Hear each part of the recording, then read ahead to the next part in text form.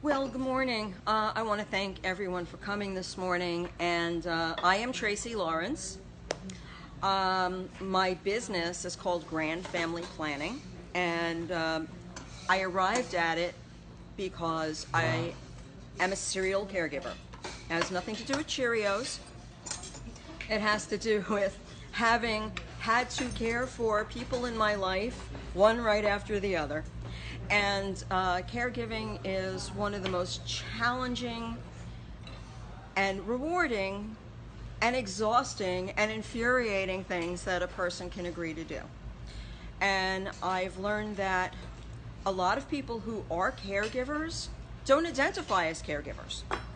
And so in order to keep caregivers from hurting themselves, I wrote this book. It's called Dementia Sucks, and anyone who's had dementia in their lives knows that that is the absolute truth. And when I agreed to do this talk several months ago, I knew the book was coming out in May, but what I didn't know was that the actual release date is today. Thank you so much. Also, disclosure, I'm Facebook Living this meeting at the same time. So because I want people to hear about what's going on and the topic that I'm going to cover this morning. And what I thought I'd do before I get started and assume that I know what you guys want to hear about, I wanted to ask, does anybody here have aging parents? Okay. Now, when you heard about the topic of this meeting, was that kind of why you came? I didn't really know about this group. Okay. So, how did you hear about it? I'm just curious. One of my friends who had gone through this with her mother had just sent it to me because she knows I'm at the onset of it.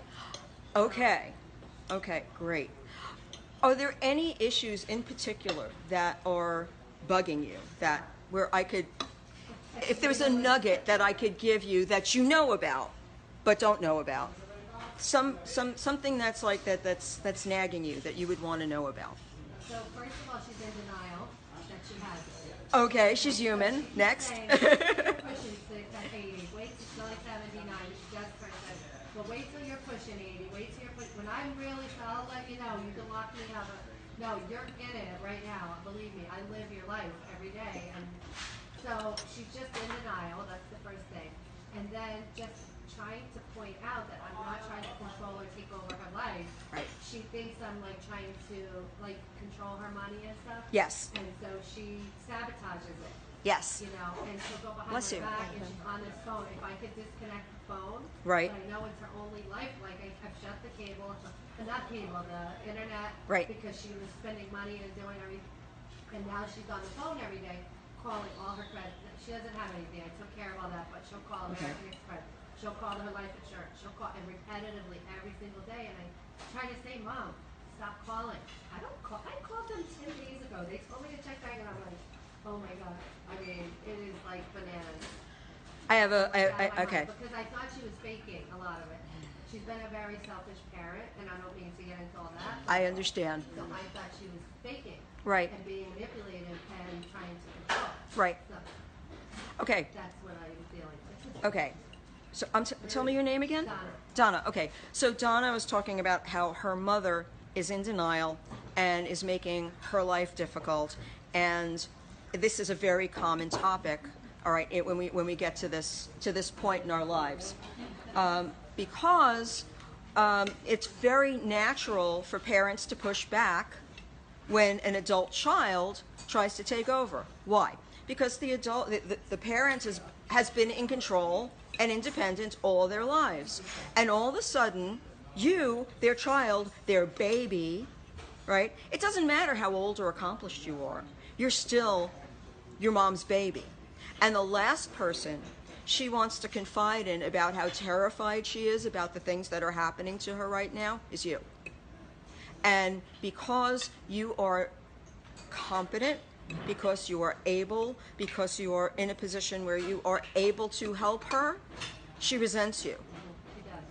And that is totally normal, natural, and anyone who's tried to do what you're doing right now has faced it. Okay? So I'm going to try and give you some ideas for being able to take that on, to try and flip it around. Because what we don't realize, okay, when this starts to happen, is that, you know, we're noticing things, and we are trying to, out of the goodness of our hearts, all right, help our parent. That's how we view it. We're trying to help, okay? But the way our parent perceives it is, you're bullying me, you're pressuring me, you're making me feel like an idiot. You want to take my stuff. You want control. It's not bad enough I'm losing control, but you want to take it? You're going to put me in a home. All these terrible things are going to happen to me because you, my child, are trying to help me. All right? And because you're there, it's convenient to want to blame you. Right? So I'm going to talk a lot about these kinds of things today. So, any other, yes? I have a different situation. I care for an elderly woman who's now I've become her caregiver. Uh-huh. A neighbor that I started helping years ago, and now she's completely dependent on me. Okay.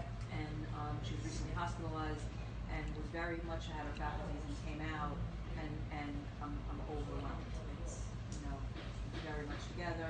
I understand that's a common thing now. Yes. The doctors told me, but she, you know, it's become very, very overwhelming, and I'm it. She has no family. Oh my God. Okay. So Well, I speak to her for 1 minute, and and then 2 seconds later she becomes very afraid, and okay. a lot. Diana, God bless you. God bless you. You're doing something that is really lovely, noble, and extremely challenging. And if you want to, after this, you know, please reach out to me. I can be a resource to you. I have a lot of really great resources for people in your situation. So, please. When someone who is vulnerable and older goes to the hospital, it's very common for them to become disoriented. And they will, if they were about to develop dementia, very often it progresses. Sometimes getting them back home and around familiar things and getting their physiology stabilized will help them to regain some of their cognitive capabilities. But Not very much came back. yeah, it's unusual, but it can happen. But don't wait for it. No, we've been home for a couple weeks now. But yeah, but you're going to need some help. Yeah. Oh, what? Yeah, because as soon as I hear that O word, the overwhelm word, and that is very common, then that's when we need to have a conversation, because I have people who can help with your situation. Anyone else? Yes. Slightly different thing I'm looking for. Because I've seen this happen to both my in-laws. Mm-hmm. How do I retain control of my own life so that I can choose my destiny? Ah, great. That's great. And so with that, I'm going to go into my my spiel, because I cover a lot of that in here, because I am the caregiver's caregiver. I want to make sure that anybody who chooses to do the noble job of caregiving does not lose track of their own self. Because here, I'm going to give you a really frightening statistic. 50% of family caregivers of people with dementia die before the people they're taking care of. Okay? If you're a spouse, it's in the high 60s. Okay? So one of the reasons that I do what I do is that I've known people who've died from what I call reckless caregiving. All right? So I want people to understand what dementia is, what they're up against, how to plan for it, how to navigate it, and how to survive it. It's extremely important. So, you know, I'm going to share with you where I came from, because I think it's important for you to understand how I got into this, and you know where I came from in the beginning of my journey. So I believed in the myth of retirement. I had two parents who They were not wealthy when I was growing up, but my father did well when he was in his 50s. He had double bypass surgery, had an epiphany that life could be different, and he decided to semi-retire and take good care of my mom. And then they went into full retirement in Florida. They had 15 awesome years. They were living la vida loca. They were spending all kinds of money. They were having a ball. And I was happy for them. So, and I believed in the myth of retirement, that you stop working, you spend money like you're Warren Buffett. Well, actually, Warren Buffett doesn't spend a lot of money. That's a misnomer. But spend money like you're drunk, okay? Travel the world, spoil your kids and your grandkids, and do all the stuff you always dreamed of, and eventually, gently, die in your bed, at home, with cherubs encircling you and leading you to heaven's gate. All right? That's cue heavenly choir. Oh! All right. But that's not the way it happens, okay? The reality is, if you put enough money away in the right mix of instruments, you will be able to live comfortably, have some fun, enjoy some adventures. But we all age, and our bodies do start to change. Sometimes our brains begin to fail us.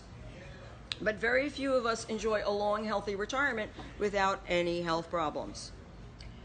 70% of us who turn 65 will have a long-term care event at some point.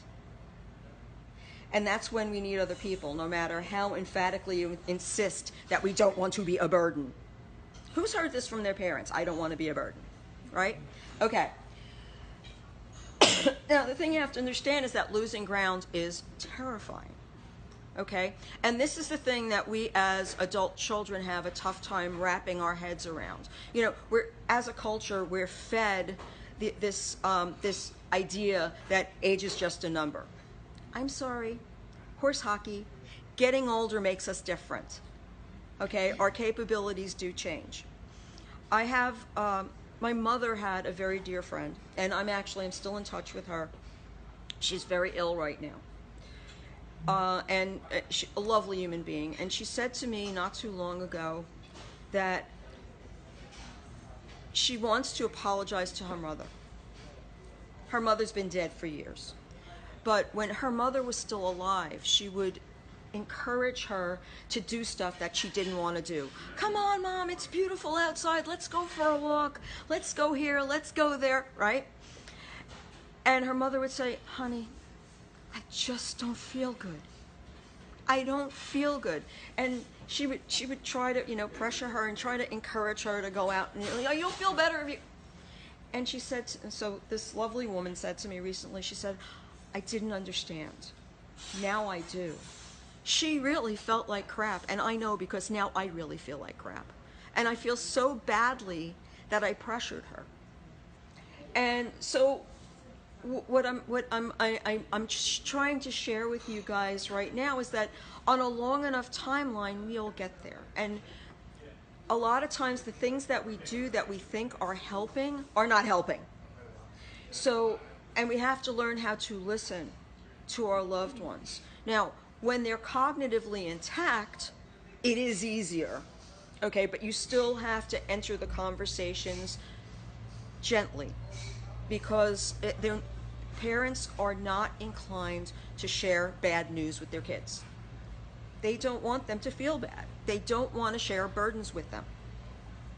But by telling stories and about people who are in similar situations and discussing outcomes with our families, it's easier to have those conversations because you can develop a distance so that it's not so frightening. It's not directly about them. So by learning some of these stories and being able to share them with the people of interest, right? It may not be a parent, right? It could be just somebody else that you're helping. It makes it easier to talk about the situation because it's not them, right? And then you can kind of say, well, how do you feel about that? And by having the discussion in a third person kind of conversation, it can help them to open up a little bit more about how they're feeling. So that's a way to get the conversation started. Now, here's another thing that happens if you don't have the conversation, but your parent begins to lose ground, and this happens a lot when there's a parent who is caregiving a failing parent, and they're starting to like run out of the juice it takes to keep doing it, right? So very often, especially if you live near them, you'll start getting phone calls. Can you help me out? And before you know it, you are sucked into the needy parent vortex. Because it goes from like doing the random favor and the help me out here and there to becoming almost full-time caregiver. And it's easier for them to prevail upon their children than it is to accept help from an outsider. So, because they don't feel so much like they're, asking for help. It's just, I've got my kid doing me a favor. But eventually that begins to turn. So you want to be very aware of that happening so that you don't get fully sucked in. Because once you get sucked in, there's this syndrome that occurs, and it's this kind of tunnel vision. And you become so fixated on the care of the person that is relying on you that you start neglecting your own care. And that's a really dangerous thing. And at that point, I refer you to the card that you get in the front seat pocket in the airlines about putting the oxygen on your face first. It's very apt in this case because as caregivers, we really need to be able to recognize our needs first. Because if you fail, everyone who depends on you also fails, right? So those 50% of caregivers who are trying to do the right thing, who are trying to be noble, who are trying to take great care of somebody, if they die, what happens to that person? All right? If there's nobody else to step up and fill in, what becomes of them? That's a really tough thing to contemplate. So I encourage you to think about what's next, okay? Because you have this feeling that you're invincible, that nothing can happen to you because you're taking care of somebody else, and but that's not the truth. Stuff can happen to all of us at any time, and I don't mean to be a downer, but it's just something that we really have to think about. Now, as women, we like to talk about work-life balance. And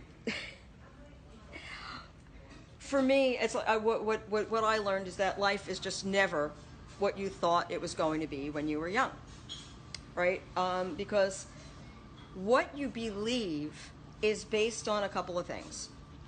Your belief system is based on things that well-meaning adults told you when you were a little kid, and you also base it on the media that you ingest.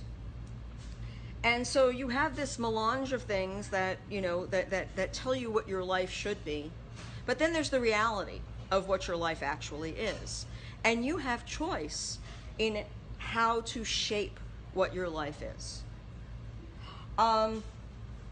So you work, you have families, you nurture your children, and you look forward to a time when the kids will be independent and you'll have more time to yourself. And just as that bittersweet success begins to manifest, you notice things about your parents, they start with the reaching out, and then before you know it, you're faced with an unintended life change, right? So how do you manage that? Okay, so one of the most important things that you can do is have the conversation with your parents. Now, this is a very tough thing to do, and as we've already ascertained, you're going to get pushback, and that's extremely normal. But what I highly recommend is, first of all, know what the questions are that you need to ask. In the book, you'll find a chapter called 8 Topics You Must Discuss. You don't have to buy the book to get it. You can write me and I can send you a PDF. I have a free ebook that represents the chapter too. But it informs you what questions you need to go through with your family. Okay? Then you want to approach. Now, I'm going to tell you right here and now that more than likely, when you approach, you're going to get the pushback. Okay? Why are we talking about this? Can't we talk about something that's more pleasant? You want to take my stuff away? All of these questions that come up, you're going to get pushback. Okay? It's going to happen. But what I suggest is that you should back off, because if you keep pushing, it's just going to create an atmosphere of resentment. But if you circle back around and keep taking the temperature, then eventually you can break through and have the conversation. Now, another thing that I often recommend to families is that figure out who in your parents' life is an authority figure, is someone that they respect. Now, it could be a golfing buddy. It could be a pastor. It could be a rabbi. It could be the president of the Rotary Club. It could be a lot of different people in their life. But you want to figure out who that person is in your parents' life who they have total respect for. And then approach them. Talk to them, talk to these people about what your concerns are about your parents, and get them involved in the conversation. When you have another grown-up in the room, then you can help to diffuse that family dynamic, all right? Because, and I have also done interventions with families.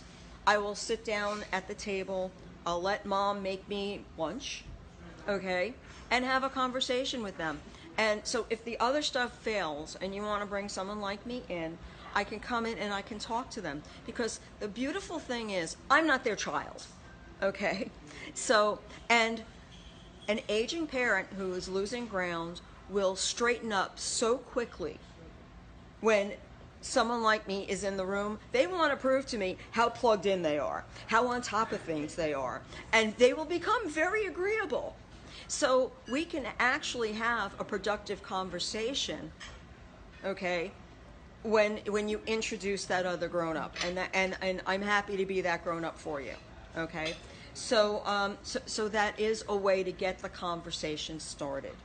But please, whatever happens, don't give up. If you don't know whether a person you're caring for has a will, a living will, a POA, a healthcare proxy, you must have that conversation. That's extremely important.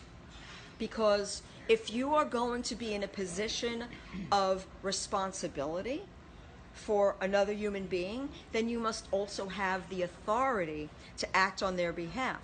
In our culture, in our society, we have what are called HIPAA laws. HIPAA. And these laws were designed to protect our privacy. But what they also do is protect us from having our chosen advocate represent us if something goes wrong. Okay? So the last thing you want to have happen is for your loved one or even yourself to be in a hospital bed and unable to speak for yourself with no one else to advocate for you. So it's extremely important to have these conversations, to know where to go next, and to be able to do it with a professional. A lot of people think that, you know, we live in a DIY society and you can go ahead and look it up on YouTube and figure out how to do it, or you can just download the documents from a random website and fill them out, and then you're good. No. It's way better to work with a professional. A good elder law attorney, estate planning attorney is worth their weight in gold. All right? And if you don't know one, you want a referral, I am happy to introduce you to people I work with who I know are great. And it will make your life a lot easier. You don't have to be afraid of it. I know it's like every time when I was caring for my mom, I worked with a lot of different elder law attorneys, and every time I walked into an office, it was like, oh crap, what's this going to cost me now? When you deal with the people I deal with, you will know ahead of time. Okay, so you won't have to have that sticker shock. And, you know, they all are compassionate people who really understand what this is like. So, you know, I absolutely support the idea of working with professionals. And, oh, another mistake people make. Oh, well, the attorney who did the closing on my house wrote my will. Don't do that. Okay? It's a recipe for disaster. I'll give you I'll give you just a quick story. I have clients who have POA for 94-year-old mom, and they've had POA for years. However, we help them to apply for a reverse mortgage, and when the title company saw the POA, they had a problem with it. And we were able to, we were able to juggle, but the point is that you want to make sure that your documentation is what you think it is. And when you have a loved one or a person of interest who has dementia, it's that much more difficult because they may not be competent to recast their document at that particular point in time. So you want to make sure that another pair of eyes has seen those documents and made sure that they're what you think they are. It's very, very important because it can save you a ton of money. The last thing you want to have to do is, when you're in crisis, is have to apply for a guardianship for someone because you didn't have the right paperwork done from the get-go. All right? And so when a parent says, I don't want to burden my child by talking to them about this, the possibility that they will burden you with something much more terrible later on is much higher if you don't have the conversation while they're able. Okay? So, so how do we set priorities, okay, when we have multiple demands in our lives? Getting back to your question. So my advice is when you have multiple demands is that your own well-being has to be at the very top of the schedule, okay?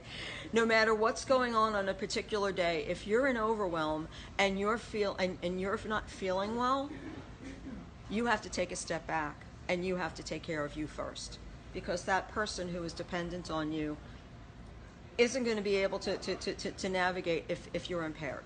So you want to make sure you stay on top of your doctor's appointments. You want to make sure that you're going for your exams. You want to make sure that you're taking care of you.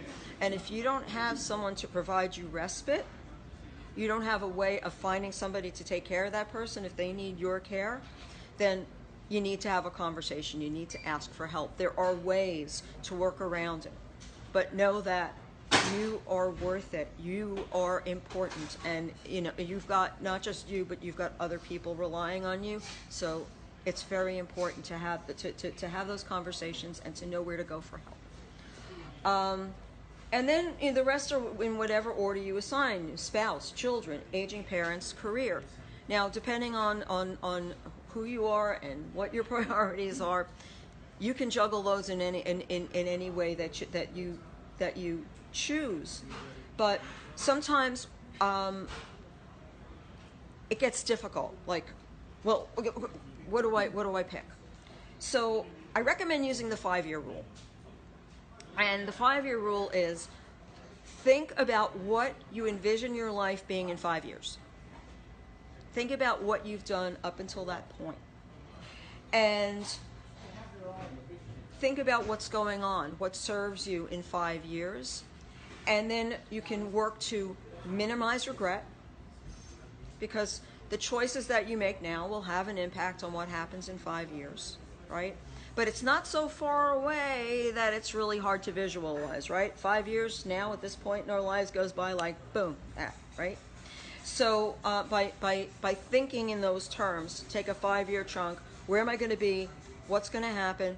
And what did I do 5 years earlier that's impacting my life now? It can help you to minimize the regret that you have at that point in life and maximize the control that you have at that point in life.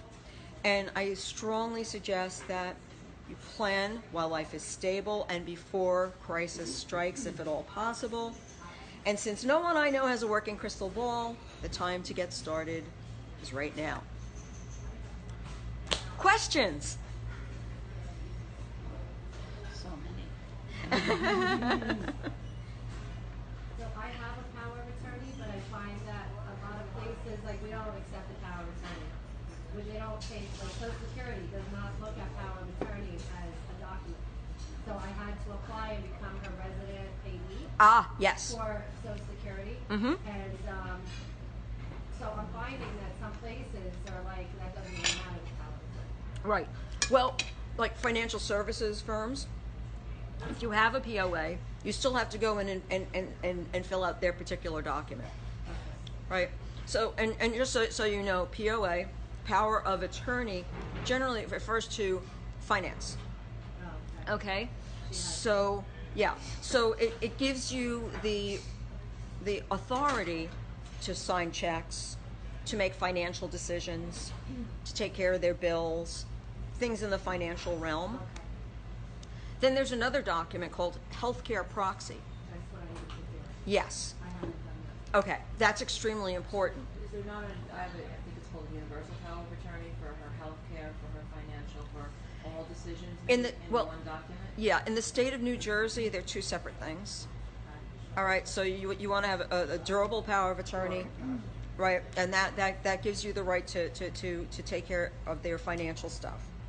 The healthcare proxy appoints you to stand in for them when it comes to health decisions. Okay? And then the other component in that is the living will. The living will is the set of instructions that the proxy follows, all right, when that person can no longer make decisions for themselves. So there's actually I have a this is actually a really good document. It's from the Mayo Clinic, and I can send this to you if you email me, I can send it to you. It explains what all the advanced directives are and how they're distinguished. And on page 2 are all the lovely things that you can talk about, you know, what happening to you in your living will. Talk about resuscitation, mechanical ventilation, tube feeding, dialysis, antibiotics, comfort care, which is also known as palliative care, organ and tissue donations, and donating your body. And that's something that I think everybody should do. But that's just me. Because in order to take on this miserable, horrible condition that we know of as dementia, we need material. The researchers need our material in order to be able to find the answers. So by donating what's left of us when we no longer need it, okay, we're providing them with the material that they need to be able to do the research to help them find a cure. So I highly recommend that. I'm registered with the Brain Tissue Donation Registry. So when I go, they get my stuff. And I think it's a really important thing. I also participate in the Brain Health Registry, which is it's a research tool where they periodically they send you a reminder, and you take a bunch of cognitive tests, and they keep a record of what your previous results were, so they can see what your progression is over time. And so they kind of take your temperature, see where you're going, see where you're at, so that they have data for research. And as somebody who, you know, I'm one of the more desirable subjects because I had 2 parents who succumbed to dementia, right? So they want to see like what's going on in here, which may relate to what happened to my folks. Should I just say one thing about the brain? Sure. So besides being a sports therapist, I study a lot of biochemistry and things. And it used to be the heart was the sickest organ in the body, and now it's the brain. Mm-hmm. And the brain is mostly fat. So So what happened over the years and why we're suffering so much and so many people with dementia is because low-fat diets, lack of nutrition, lack of sleep, water, exercise, you know, and all these things. And our generation is the one that's feeling it the most. And so the omegas, things like that, that are so important and high fatty. We have ADD, depression, all these things, dementia, Alzheimer. It's just the brain is the sickest organ in the body. And it's because most of we have the vagus nerve in our gut, it's the gut brain. So what our diet over our whole life, if you ate a crap diet your entire life, you got crap in your brain. Because it's a direct to the brain is that vagus nerve. And most of 80% of our gut is in our immune system is in our gut. So all that's going right to the brain. So what you feed yourself is what you're feeding your brain. And we've had the whole, influx of processed food and all these things, and that's really the whole problem. It's even related to the opioid epidemic. I'll stop right there. but That's it's okay, all thank you. from the food. It's the same chemical. Absolutely, and just I mean, I've read a lot of the studies, and obviously it's of concern to me. My father had coronary artery disease, and he had double bypass, as I said, and his dementia was misdiagnosed a bunch of times. And I am certain that he had vascular dementia because he had coronary artery disease, right? And his symptoms matched. My mother, who had the weirdest dementia ever, because she had psychosis on top of the dementia. She had high blood pressure. She had type 2 diabetes, and a lot of doctors refer to Alzheimer's disease as type 3 diabetes. Type 3 diabetes, exactly. So there is a relationship between, as you say, your lifestyle choices, what you consume, and the results in the brain. So. Because you said the 5-year plan and taking care, I just wanted to throw. But also, my mother was at the other extreme because she's more hypoglycemic, which is talking about diabetes. Right. But hypoglycemia is a whole other, and it's the low blood sugar, and it opens up a whole other, like she's saying, about the dementia. It's the whole other diseases and things like the psychosis and things like that with the blood sugar. So her mom was pre-diabetic, but my mother's hypoglycemic. So it is related to that same nutrition. It's really important. Yes. Are there any legal documents out there? Like we've got the POA, we've got the healthcare proxy, we've got the HIPAA, we've got the living will, we've got every advance directive on the books and dated last month, so it's fresh and new. Awesome. Is there anything out there though, having seen the way my in-laws are dying a miserable death of dementia, thank you, that I would like to avoid that fate. So I want some sort of, and I haven't been able to find some sort of legal documentation that can say when I can't, set of criteria, feed myself, toilet myself, make my own, recognize my children, that I can just say, all right, give me those 85 Ambien and let's call it. Okay, that's an awesome question. And actually, there is a document. You can actually create a care plan document to be part of your estate plan, and there are attorneys who will do that. And it's an extremely important point. You can say what your deal breakers are. You can get very specific about what you want to have happen. Now, you can't. What you can't do is say, "Kill me." Okay, you can't put somebody in a position of doing that thing for you, because it's murder in this state. There are other states that are more forgiving, like as we were starting, Vermont and Oregon have assisted suicide laws on the books. So you can do that, but.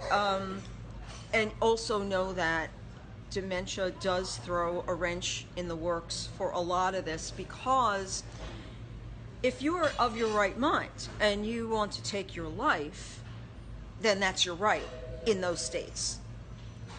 But if you have dementia and you're not considered competent, and somebody wants to stop you, all right, so you want to be very clear, and I can't state this emphatically enough. You need to have an advocate. Everybody needs to have somebody in their life who knows what their deal breakers are, who knows what's not just what's listed on your living will, but what's in your heart.